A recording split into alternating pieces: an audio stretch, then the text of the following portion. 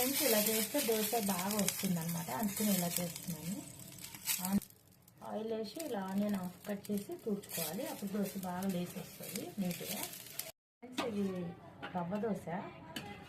నేను మామూలు దోశలు ఎగ్ వేసాను కానీ ఈ రవ్వ దోశలు ఎగ్ ఎప్పుడు వేయలేదు. కానీ నా మనవడు ఎగ్ వేయమంటున్నాడు, ఎగ్ వేసి ట్రై చేస్తా, టేస్ట్ ఎలా వస్తుందో.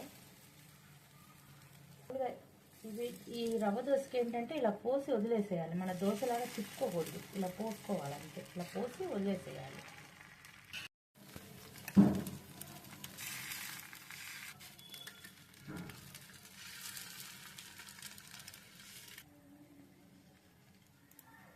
సాల్ట్ వేసుకోవాలి, కారం చల్లుకోవాలి, సరిపడా ఆయిల్ వేసుకొని మంచిగా కాల్చుకోవాలి దోరగా.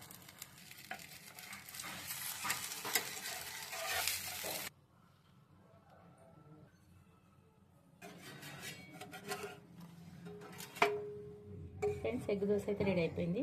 ఇప్పుడు నా మనవడికి తినిపించి టేస్ట్ ఎలా ఉందో అడుగుతాను. ఫ్రెండ్స్ చూడండి, వేడి వేడి దోశ అయితే రెడీ అయిపోయింది. పల్లీ చట్నీ, గ్రీన్ చట్నీ. ఇప్పుడు వాడికి ఇస్తా. యశ్వంత్ యశ్వంత్ చూడు, ఎగ్ దోశ అడిగా కదా, తిని నాకు టేస్ట్ ఎలా వచ్చిందో చెప్పినాను. 2 చట్నీలతో టేస్ట్ చేస్తున్నావా? ఓకే, నీ ఇష్టం. ఎలా ఉంది? వావ్, థ్యాంక్ యూ నాన్న, థ్యాంక్ యూ వచ్చి తల్లి. నాకు నా మనవుడు మెచ్చుకున్నాడంటే ఓకే, ఇక అదే సంతోషం. ఓకే డాడీ, నువ్వు తింటూ ఉండు. Okay bye. Okay friends, please like, share, subscribe.